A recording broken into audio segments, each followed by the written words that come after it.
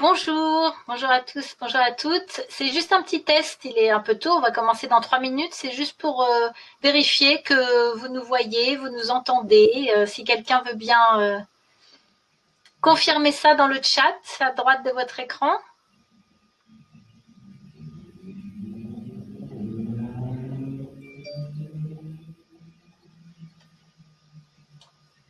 Je vois pas de... Ah oui, c'est tout bon, merci beaucoup. C'est gentil, parfait, merci. Je recoupe ma caméra. Bientôt commencer. Et ben voilà, c'est parti. 14h30. Alors à nouveau, bonjour à tous ceux que je n'ai pas encore salués. Merci d'être là pour ce webinaire que nous allons consacrer aujourd'hui aux bonnes pratiques pour vivre sereinement le télétravail. Et Dieu sait si on a besoin de sérénité dans cette période, en particulier avec les dernières annonces d'hier. Et j'ai demandé à Fanny Faugeron-Kimi de se joindre à moi aujourd'hui. Fanny est une de nos partenaires, elle est sophrologue et relaxologue, elle est praticienne en hypnose. Elle a aussi eu une première partie de carrière en entreprise où elle prodigue aujourd'hui ses conseils d'amélioration du bien-être au travail, du bien-être en entreprise. Pendant ces 30 minutes, nous allons vous partager toutes les deux quelques bonnes pratiques, enfin surtout Fanny aujourd'hui, et vous expérimenterez en direct un moment de relaxation. Facile à pratiquer à tout moment de sa journée de travail, en toute autonomie. Et nous avons aussi à bord notre complice Caroline, que vous avez vu tout à l'heure brièvement, qui revient et qui va assurer pour Fanny et moi l'assistance technique. On leur remercie par avance et qui va garder un œil aussi sur le chat dans lequel vous pourrez poser vos questions. Alors, quelques mots sur Prévia très brièvement avant de commencer. Nous intervenons donc en santé et en qualité de vie au travail depuis une quinzaine d'années maintenant. Nous sommes avant tout connus pour avoir mis au point un accompagnement pluridisciplinaire très complet des salariés qui sont en arrêt de longue durée pour favoriser leur reprise et leur maintien dans l'emploi. C'est un accompagnement que nous avons mis au point avec nos propres médecins, nos experts RH, nos professionnels paramédicaux et nos coachs professionnels et qui permet aux salariés de se remobiliser, de se préparer à la fois sur le plan professionnel, psychique, physique et même social. Au-delà de cet accompagnement individuel, avec Fanny entre autres, mais avec beaucoup d'autres partenaires, nous intervenons aussi en conseil auprès de l'entreprise pour y déployer des démarches, des solutions clés en main qui visent à préserver la santé et à améliorer. Alors, depuis plus d'un an maintenant, nos clients nous font part des défis auxquels leurs salariés sont confrontés lorsqu'ils sont une grande partie de leur temps en télétravail. On nous évoque donc les difficultés à séparer les sphères privées et professionnelles, comme si la semaine se transformait en un long jour sans fin, les lundis ressemblant étrangement aux dimanches. Les locaux privés, nos maisons, nos appartements ne sont pas forcément adaptés au travail. Ça engendre des impacts sur la santé psychologique, la santé physique quand on n'est pas très bien assis. Vous verrez que Fanny va nous faire quelques recommandations de ce point de vue-là aussi. Ça provoque des impacts sur la santé sociale. Ils observent une baisse de l'émulation souvent, de l'anxiété, une forme d'isolement bien entendu, et puis les salariés, certains d'entre eux en tout cas, se plaignent d'un manque de visibilité. Mon manager ne me voit plus, il ne voit plus mon travail, il me reconnaît moins, il reconnaît moins la quantité de travail que je peux faire ou la qualité, et les managers de leur côté sont bien à la peine aussi pour garder la cohésion dans des équipes avec lesquelles ils n'ont pas eu de contact pour certains d'entre eux depuis des mois. Alors, on entend beaucoup parler de ce sujet. Je suis sûre que beaucoup d'entre vous aujourd'hui ont déjà lu, regardé beaucoup de choses sur cette thématique. Alors, nous, Prévia aujourd'hui, avec Fanny, on a choisi d'aborder ce sujet sous l'angle de ce que chacun d'entre nous peut contrôler et des outils simples à mettre en pratique chez soi pour vivre et travailler plus sereinement, vivre et travailler mieux tout simplement. Alors, j'ai fait appel à toi, Fanny, parce que ton approche de sophrologue m'a paru très intéressante, très complète et tout à fait appropriée face à ces problématiques. Mais est-ce que tu peux déjà nous rappeler à tous ce qu'est la sophrologie et comment elle peut bien nous aider à vivre mieux le télétravail ? Oui, avec plaisir, Pascal. Et effectivement, la sophrologie, il faut savoir que c'est une méthode originale de relaxation qui a été créée dans les années 60 par un neuropsychiatre d'origine colombienne, le professeur Caicedo. Et il a opéré une fusion, en fait, entre des techniques plutôt occidentales, la relaxation, l'hypnose, et des approches plus orientales, le zen, la méditation, le yoga. Et cette approche qui est basée sur la respiration et la relaxation va nous permettre de mieux vivre en fait dans notre corps et dans notre tête. Et bon, oui. Et c'est très en fait concret et pratique pour le télétravail, mais aussi en entreprise et pour la gestion du stress, parce que c'est simple en fait, c'est facile d'accès. Il n'y a pas besoin de matériel, pas besoin de prérequis. On peut même le faire en groupe, c'est assez ludique. Et surtout, en fait, ça va nous permettre de revenir dans le corps pour être moins en fait dans la rumination, moins dans la pensée parasite, donc plus concentré. Et avec la respiration, on se recentre, ce qui permet une meilleure gestion du stress aussi et un meilleur équilibre vie pro, vie perso. C'est ce qu'on cherche en télétravail et dans la période que nous traversons. Génial. Bon, là, ça commence déjà à devenir beaucoup plus clair et plus concret. Alors, avant de nous faire vivre l'expérience en elle-même, est-ce que tu peux nous donner quelques bonnes pratiques générales, un cadre pour vivre mieux et travailler mieux quand on est comme ça au travail chez soi? Oui, effectivement, c'est vrai qu'on traverse, tu l'as bien dit, une période où tout est flou finalement. Tu parlais d'une longue journée qui n'en finit pas. On parle même de lundi-dimanche finalement, parce qu'il n'y a plus vraiment tout est poreux. Il n'y a plus vraiment de limite entre le temps de travail, le temps de repos, la semaine, le week-end. Les Anglais disent que c'est le phénomène de blurring. Tout est flou. Et pour ça, il va falloir effectivement qu'on remette du cadre, qu'on remette de la structure. Et on peut s'inspirer, par exemple, de ce que faisaient les indépendants qui étaient déjà soumis au télétravail avant que nous tous, on soit soumis à ce télétravail qui aujourd'hui est la norme. Et on va, pour remettre du cadre, en fait, pouvoir s'appuyer sur deux points importants, à la fois son univers, qu'est-ce que physiquement, concrètement, je peux faire, et au niveau légal, même si on n'en parlera pas aujourd'hui, et puis au niveau temporel et comportemental, pour créer ce qu'on appelle son écologie favorable au télétravail, c'est de se demander, à mon niveau, qu'est-ce que je peux mettre en place très concrètement dans mon quotidien pour mieux vivre ce télétravail et avoir un meilleur équilibre vie pro, vie perso. Et on va le voir ensemble. Je t'en prie. Alors déjà, pensez à son lieu, effectivement, de travail. On travaille de la maison, on a du mal à séparer ces espaces. Rares sont ceux qui ont la chance d'avoir un bureau. Si vous l'avez, c'est génial, mais rarement on a cette possibilité-là. Donc, je vous invite à créer l'espace avec, par exemple, un paravent ou de pouvoir, en fait, symboliquement différencier vos espaces, notamment les soirs et les week-ends. Ça va être important de séparer l'espace de travail de votre vie.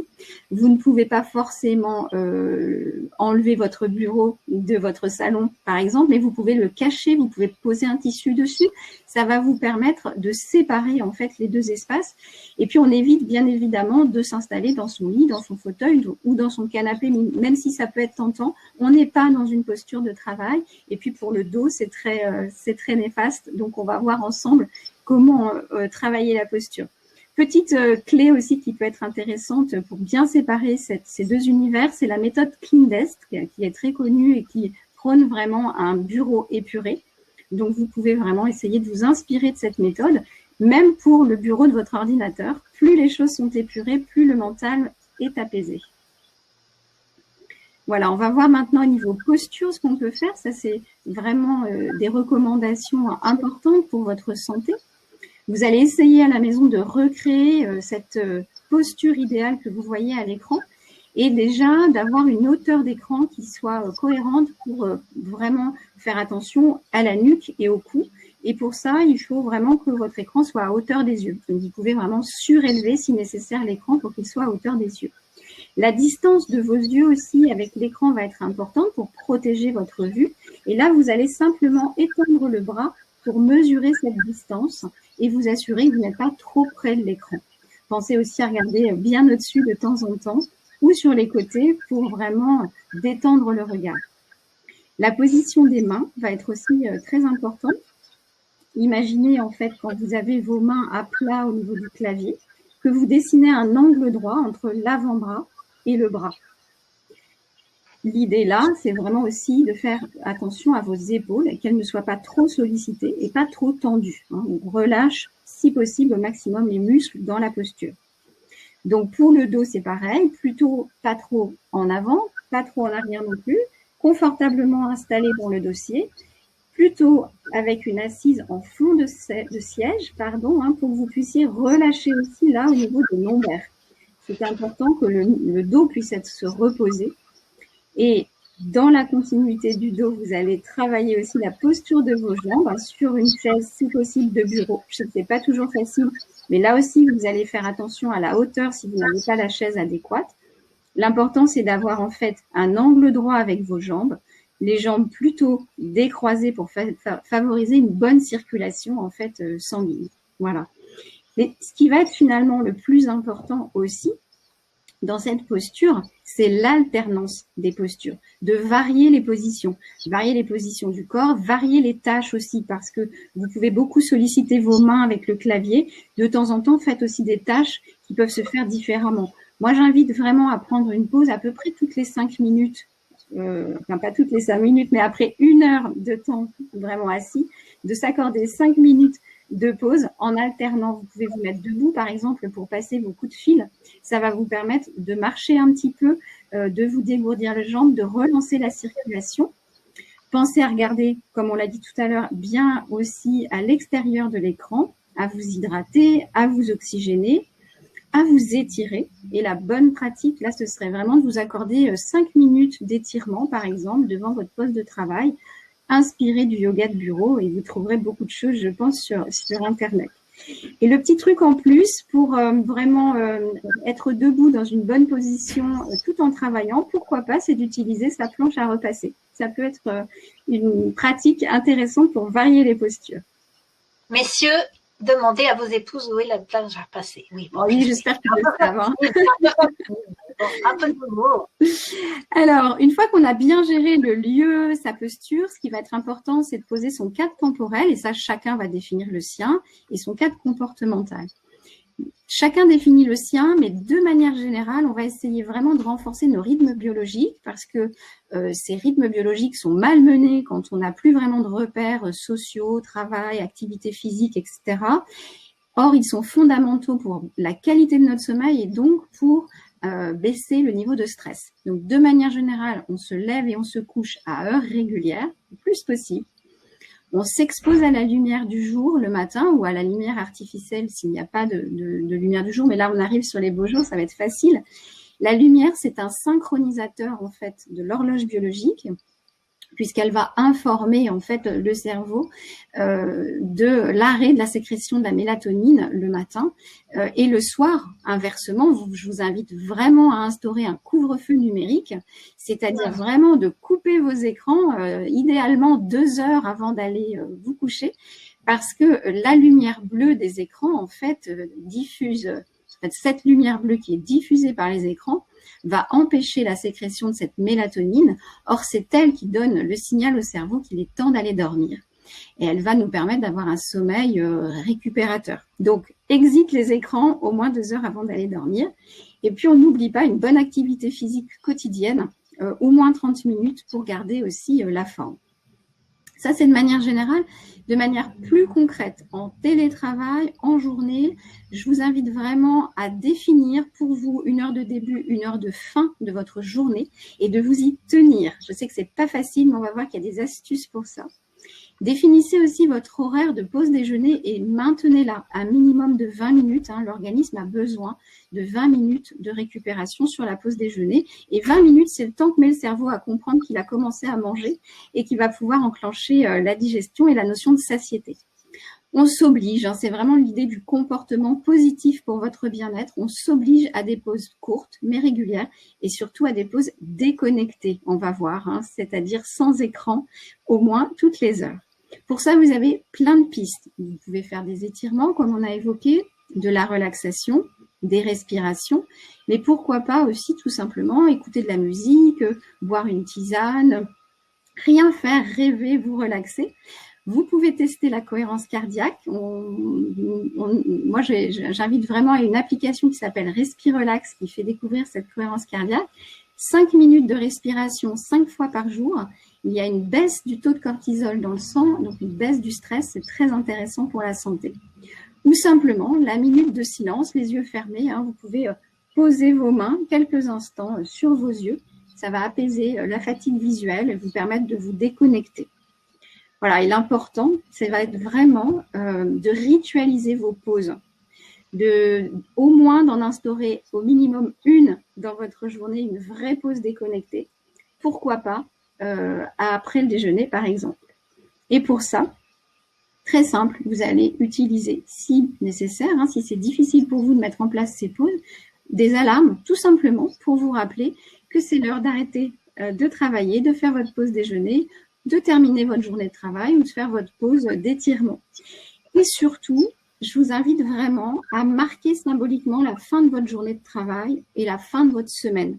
C'est important pour l'équilibre vie pro, vie perso, de donner l'information en fait à notre cerveau qu'on switch, qu'on passe dans un autre temps de vie. Et pour ça, il y a des petites clés assez faciles à mettre en place. Vous pouvez par exemple tout simplement utiliser le bouton off plutôt, de votre ordinateur. À chaque fois le soir que vous allez éteindre votre ordinateur, vous pouvez vous dire mentalement, voilà, c'est bien, j'ai travaillé, j'ai fait ma journée, c'est terminé, tout ça, je le retrouve demain matin, mais là, je me prépare à ma soirée, à un temps de récupération pour moi. Vous pouvez faire la même chose avec l'interrupteur de la lumière dans votre espace dans lequel vous travaillez. Vous sortez de la pièce, vous la fermez symboliquement. L'idée, c'est de fermer symboliquement sa journée de travail pour pouvoir se ressourcer. Et en se ressourçant, on récupère davantage, on est moins sujet au stress et donc plus performant le lendemain. Voilà. Du coup, est-ce que tu as une astuce, Fanny, pour nous aider à garder un rythme ? Oui, je voudrais vous parler des anges gardiens du temps et des anges gardiens du télétravail parce qu'ils sont vraiment à nos côtés. Alors l'idée, c'est simple, c'est simplement de solliciter en fait un proche, un collègue, un ami.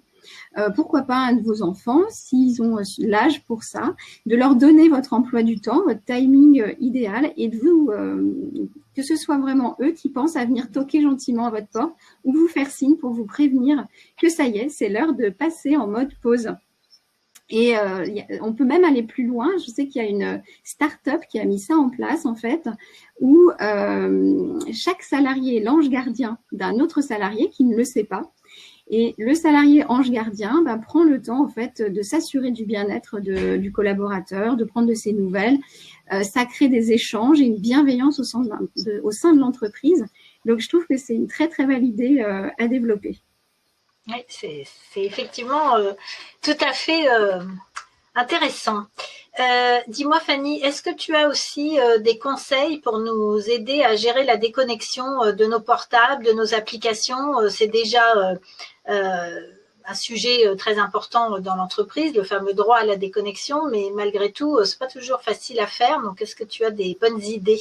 Et c'est pas facile parce qu'en fait, on a des outils qui sont géniaux entre les mains, mais dont on ne sait pas forcément toujours gérer finalement l'utilisation pour notre bien-être. On est très, très sollicité. On parle beaucoup aujourd'hui d'infobésité, c'est-à-dire qu'on reçoit énormément d'informations et de sursollicitation. Donc, c'est très délétère pour la concentration, pour l'attention. Ça génère aussi un sentiment vraiment d'être toujours pris dans l'urgence. Donc, ça augmente énormément le stress. Donc, moi, je vous invite vraiment déjà à essayer de revenir plutôt à des choses classiques, n'utiliser que son téléphone finalement pour les aspects utiles et les aspects pratiques, couper toutes les notifications inutiles qui vont vous solliciter, attirer votre attention sans vraiment d'intérêt. On peut ranger aussi toutes les applications addictives dans des dossiers, nettoyer sa boîte mail, ses newsletters pour recevoir moins d'informations. Et puis, on peut aussi utiliser ces outils numériques qui sont parfois aussi de conseils, comme les applications Moment, Freedom ou Offtime, qui vont nous aider en fait à identifier le temps qu'on passe sur chaque réseau et qui vont aussi nous aider à nous poser des challenges pour limiter en fait l'utilisation du numérique ou les périodes. On peut définir des périodes dans lesquelles on va être déconnecté. Et puis je reviens à mon fameux couvre-feu numérique, hein, j'y tiens, et c'est vrai que peut-être juste parfois de sortir tous les écrans, le téléphone de la chambre, acheter un réveil, une montre, pour vraiment être déconnecté et pas sursollicité le soir pour bien récupérer. Je crois que ce serait une très très très bonne idée. Voilà, s'il y en avait une à retenir. Oui, j'adore l'expression en plus. Alors, Fanny, est-ce que tu es prête? Est-ce que tu es d'accord pour nous faire vivre l'expérience? C'est la première fois qu'on fait un atelier on a vraiment l'habitude de faire des webinaires, mais alors là, on se lance. J'espère que vous allez rester avec nous pour cette expérience. On s'est demandé ce que ça allait donner, mais voilà, on prend le risque. De toute façon, en ce moment, tout est nouveau, donc allons-y. Est-ce que, Fanny, tu veux bien nous guider? Oui, avec plaisir, et je vous invite vraiment à vivre justement cette expérience comme telle, sans a priori. Elle tombe pile au bon moment, c'est-à-dire que là, vous avez déjeuné, donc c'est le moment de faire un temps de récupération dans votre journée, justement pour recharger vos batteries. Vous allez voir les bénéfices dans l'après-midi. Donc, je vous invite voilà, à pratiquer en étant guidé par ma voix, et puis vous me direz vos ressentis dans le chat. Donc, pour cette pratique, c'est très simple. Vous allez simplement vous installer confortablement dans votre chaise, les jambes décroisées, les deux pieds à plat au sol. Vous calez au niveau du dossier. Vous pouvez bien évidemment fermer les yeux. On ne vous voit pas en plus, donc aucun problème. Et vous laissez aller tranquillement à ces quelques minutes de détente. Donc, je vous invite dans un premier temps, une fois que vos yeux sont fermés, si vous le souhaitez, à sentir en fait le contact de vos pieds à plat au sol, à sentir également l'arrière de vos cuisses au contact de la chaise, le contact du dos dans le dossier, et puis simplement tout le poids du corps là sur la chaise. Vous allez vous mettre quelques instants à l'écoute de votre respiration, là, telle qu'elle est, sans en changer le rythme.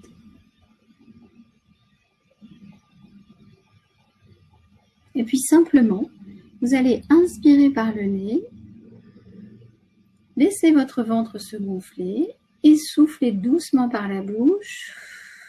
Vous laissez partir dans le souffle toutes les tensions et toutes les préoccupations.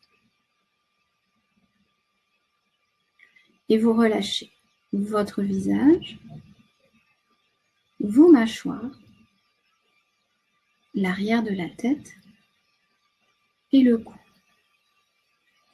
Et vous faites ce que vous pouvez. Si une zone reste un peu tendue, c'est pas grave. Vous passez à la suivante.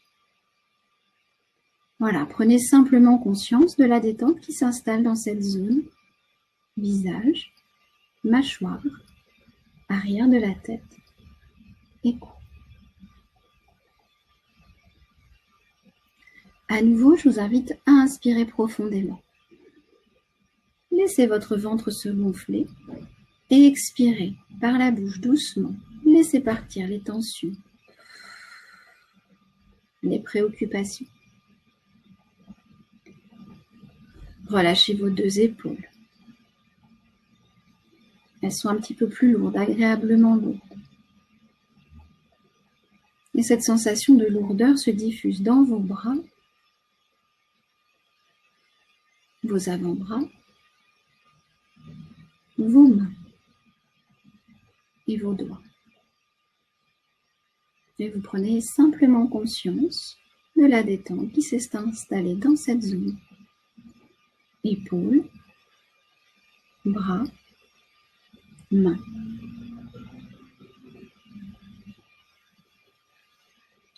À nouveau, une inspiration profonde par le nez toujours.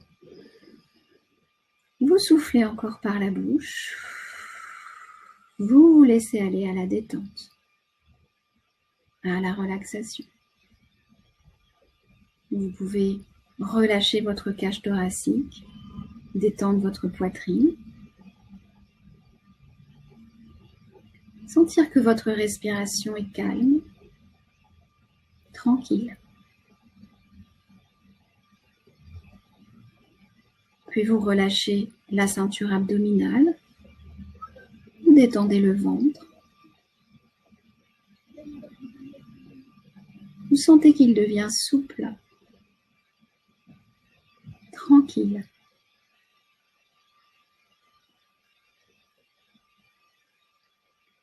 Tout naturellement, maintenant, vous allez détendre votre dos. Du haut du dos jusqu'en bas du dos.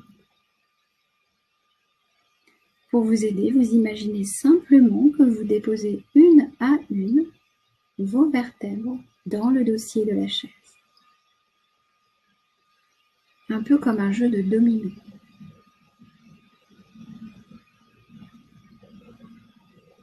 Voilà, votre dos est confortablement installé dans le dossier de la chaise, détendu. C'est tout le haut de votre corps qui est à présent détendu. Et vous diffusez cette détente dans tout le bas de votre corps. Vous relâchez les cuisses. Vous relâchez les mollets. Les pieds. Jusqu'au bout des orteils. Tout votre corps est à présent détendu, relâché. Vous accueillez toutes les sensations agréables de détente. C'est un moment pour vous, pour récupérer, recharger vos batteries.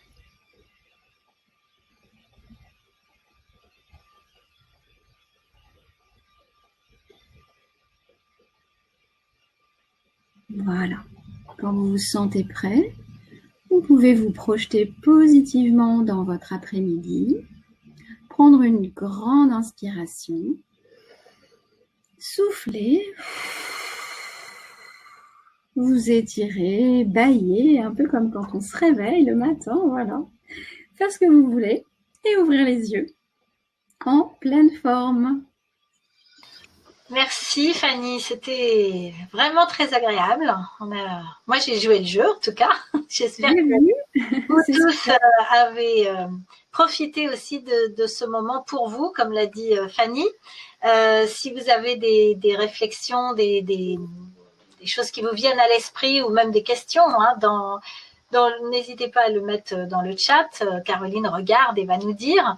Mais en attendant de recueillir donc d'éventuelles questions ou commentaires de la salle, est-ce que on a voilà des ressources à notre disposition, parce que là tu es avec nous, mais en fait le problème c'est qu'on se demande toujours si on va réussir à faire ça tout seul. Donc Caroline, je veux bien que tu nous mettes le slide que moi je ne vois pas. Donc je sais qu'il y a des applications, donc tu parlais de Freedom, of Time, etc. Puis moi je vais vous parler un peu des podcasts. C'est ça, on a aussi Respire Relax pour découvrir la cohérence cardiaque. Et moi je recommande aussi pour découvrir la méditation et être guidée de manière assez pédagogique, Namatata, qui est intéressante. Ok. Et puis par ailleurs, donc nous avons développé avec toi toute une plateforme de podcast, parce que je vois bien dans le chat que des personnes disent que ta voix est très agréable, c'est agréable guider, mais que c'est pas facile de faire ça tout seul. Et je suis tout à fait la première à le penser. Et du coup, on a mis à la disposition de nos clients tes podcasts. Je sais pas si c'est tout le temps ta voix d'ailleurs qu'on entend, mais sur certains, principalement la tienne. Et donc, il y a sur cette plateforme des dizaines d'enregistrements de 1 à 20 minutes pour revivre des pauses comme celle que tu viens de nous faire vivre tout seul, quand on en a besoin et en toute autonomie. Donc, c'est ça, effectivement. Voilà. Sur des thèmes qui nous sont vraiment chers, le sommeil, le stress et la concentration. Et effectivement, ça peut s'utiliser vraiment au quotidien, dans les transports, au bureau, à la maison, sur des temps très courts, mais qui s'insèrent vraiment très facilement dans le quotidien. Alors, on arrive à la fin de ce temps ensemble et je vois qu'il y a quand même des questions. Alors, ce que je voudrais dire à tous, puisqu'on dépasse un peu notre temps, c'est que toutes les questions que vous posez, par exemple, la micro-sieste est-elle utile? Est-ce que vous avez des exercices pour des formes cervicales? On va toutes les récupérer, on va vous y répondre et vous allez recevoir un mail participer à ce moment avec nous et puis avec les réponses que Fanny fera à vos questions. Et puis, n'oubliez pas évidemment que nous continuons nos webinaires sur notre chaîne et le prochain, c'est comment rester positif en temps de crise et c'est Aude Nazerolas, qui est thérapeute en relation d'aide, qui animera donc ce prochain webinaire avec Fanny à nouveau. Voilà, ce sera le jeudi 15 avril à 14h30. Merci encore à tous d'avoir joué le jeu, d'avoir participé. Désolée pour ma petite pointe d'humour qui n'a pas été universellement appréciée, ce que j'entends tout à fait. Mais bon, moi, je suis vieille, donc c'est pour ça que je suis restée sur les vieux principes et je suis très, très contente que ça soit complètement hors de propos aujourd'hui. Donc, je vous souhaite une très belle après-midi et à bientôt.